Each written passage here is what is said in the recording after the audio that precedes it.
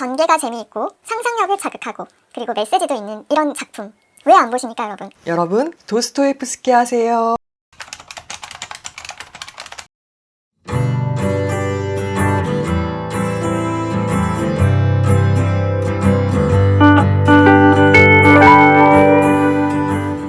안녕하세요, 하루입니다. 오늘 소개드릴 책은 저도 이제 막 읽은 따끈따끈한 책입니다. 새해니까 뭔가 도전 정신으로 고전을 읽어야겠다.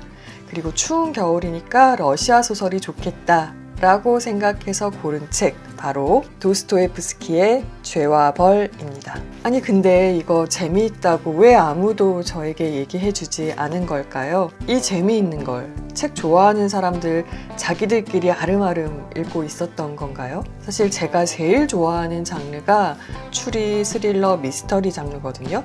근데 그거 못지 않아요, 정말로. 그래서 그간 저처럼 대문호 도스토옙스키의 명성이 진입장벽이셨던 분들, 그리고 책 제목이 주는 위압감에 선뜻 손이 안 가셨던 분들을 위해 숨겨져 있던 죄와 벌의 매력을 지금부터 소개해 드리겠습니다. 매력이 너무너무 많지만 첫 번째 매력, 이 책 엄청 스릴 넘쳐요. 사실 플롯 자체는 지극히 단순합니다.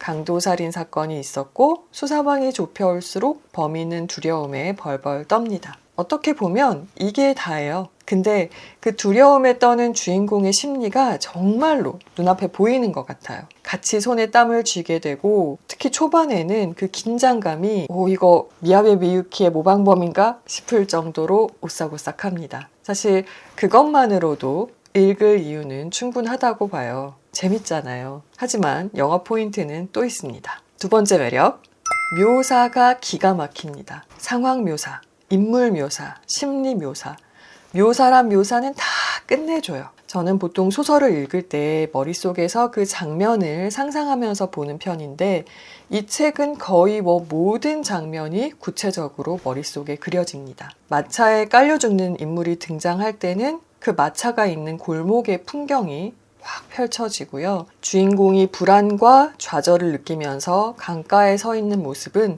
영화 레미제라블에서 그 자베르 경감이 서 있던 다리 위의 그 처연한 모습과 겹쳐집니다. 인물 묘사도 그래요. 병약한 주인공의 모습은 우리나라 영화나 드라마 속 개화기 시절의 그 지식인을 연상케 하는 부분이 있고요. 정신착란 증상을 일으키면서 자기 변호를 하는 그 모습에는 베네딕트 컴버배치가 연기한 셜록이 겹쳐지기도 합니다. 와, 이래서 대문호라고 하는구나 싶더라고요. 보통 소설을 읽을 때 저는 문장이 뛰어나거나 스토리가 훌륭하거나 그래야 좋은 소설이라고 생각을 했는데, 특별할 것 없는 스토리에 특별할 것 없는 문장으로 특별한 감정을 느끼게 하는 거, 이게 진짜구나 라는 생각이 들었습니다. 그리고 마지막으로 또 하나의 매력, 세 번째 매력이 있는데요. 바로 메시지입니다. 막 처음부터 메시지를 강조하지는 않습니다. 그냥 서서히 쉽게 하다가 길고 긴 독서의 여정이 끝나고 나면 그때서야 와르르르르 메시지를 떠먹여 주는데요. 이 책의 메시지는 제목 그 자체입니다. 죄와 벌. 그러니까 보편적인 의미에서의 죄, 그리고 주인공이 생각하는 죄, 이 차이가 있거든요. 책 초반에 나오니까 스포라고까지 할 건 없겠지만, 주인공은 인간이 두 부류가 있다고 생각을 하고, 고등한 인간이 보통의 인간, 범인을 죽이고 그 자본을 가져다가 자신의 발전의 발판으로 삼는 것은 죄가 아니다 라고 주장을 하거든요. 그러면서 그 고등한 인간의 대표적인 예로 나폴레옹을 들고 있어요. 나폴레옹은 승리한 왕이지만 전쟁으로 무수히 많은 사람들, 보통 사람들의 목숨을 빼앗았잖아요. 거기에 대한 문제의식을 얘기를 하는 건데, 나폴레옹이 죄가 없으면 나도 죄가 없는 거야 라는 거예요. 또 벌도 마찬가지입니다. 증거도 없고 목격자도 없다 보니 범인이 잡히질 않아요. 근데 분명 본인의 논리대로라면 이게 죄가 아니잖아요. 그러니까 느끼지 말아야 되는 죄책감, 두려움, 실패에 대한 감각, 이런 것들을 주인공이 막 엄청 그걸 느끼면서 신경쇠약, 정신착란, 열병 이런, 아무튼 고통이란 고통은 다 받아요. 오히려 감옥에 들어가는 게 자유함을 얻는 길이라는 말이 그냥 하는 말이 아닌 거죠. 아무튼 그래서 죄가 뭐냐?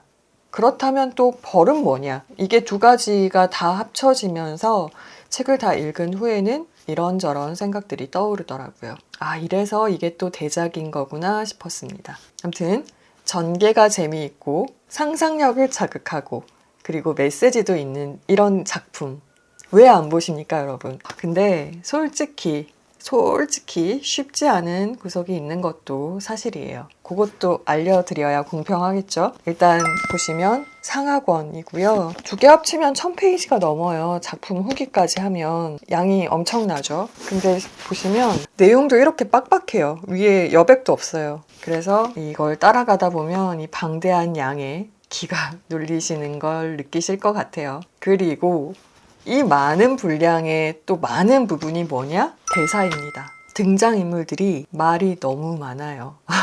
뭐 대화는 물론이고 독백, 방백 아주 그냥 뭐 난리도 아닙니다. 20대 분들은 잘 모르실 수도 있는데 30대, 40대 제 동년배 분들 혹은 그 윗세대 분들은 읽으면 느끼실 거예요.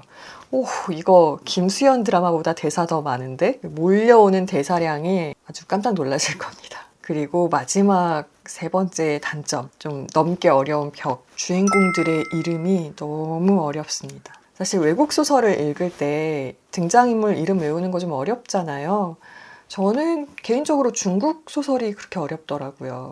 같은 인물 같은데 보다 보면 달라요. 뭐지? 막 이렇게 돼요. 근데 러시아 소설에 비하면 중국 소설은 아무것도 아니다. 사실 그 영어권 같은 경우에는 윌리엄이라는 이름을 가진 사람이 있다. 그러면 그거를 윌이라고 부른다고 해도 우리가 대충 예상은 가능하잖아요. 근데 갑자기 얘를 데이비드라고 부르는 거예요. 그런 식이에요. 제가 느끼기에는. 이름이 한 3개 정도씩 등장하는데 같은 사람인지 모르겠는 거예요. 그래서 처음에 그 상권을 읽을 때는 진짜 앞에 책 앞쪽에 보면은 죄와 벌 등장인물하고 아예 시작부터 나오거든요. 그래서 계속 왔다 갔다 하면서 읽었어요. 아, 얘가 걔구나 이러면서 왔다 갔다 하면서 읽었습니다. 네. 하지만 단점은 그 정도입니다. 양이 많다, 대사가 많다, 등장인물들 이름이 어렵다. 요 3개만 잘 극복해내시면 재미도 있으니까요. 그리고 여러분들도 어디 가서 죄와 벌 읽은 사람, 도스토옙스키 좀 아는 사람이 되실 수 있으실 겁니다. 여러분들의 고전 읽기를 응원하겠습니다. 저도 다음 달부터는 한 달에 한 권 정도는 좀 이렇게 평소에 아껴뒀던, 사실은 미뤄뒀던 그런 고전들을 좀 읽어볼까 합니다. 우리 같이 도전해봐요. 오늘도 와주셔서 봐주셔서 감사합니다.